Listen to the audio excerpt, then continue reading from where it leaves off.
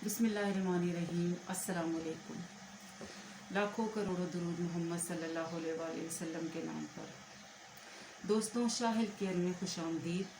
आज मैं जिस नुस्खे के साथ हाजिर हुई हूँ वो मोटापे के लिए इंतहाई कारआमद है। वो तमाम लोग जो मुख्तलिफ़ अद्वियात खा खा कर और मुख्तलिफ़ नुस्खे आज़मा कर परेशान हैं और मोटापे से जान नहीं छूटती, इंशाअल्लाह इस नुस्खे से वो मोटापे से निजात हासिल करने में कामयाब हो जाएंगे। चलिए नुस्खा शुरू करते हैं। बेइंतहा आसान है और बहुत ही कम वक्त में बन भी जाता है। इसके लिए आपको करना ये है कि सुबह ताज़ा पानी लेना है 1 गिलास, और उसके अंदर एक नींबू को आपने निचोड़ लेना है और उसको पी जाना है।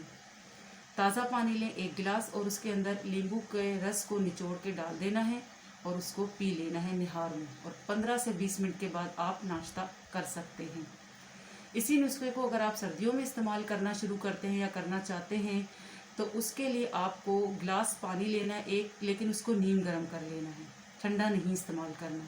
उसको आप नीम गर्म कर लें और उसमें एक नींबू का रस निचोड़ लें और उसको पी लें।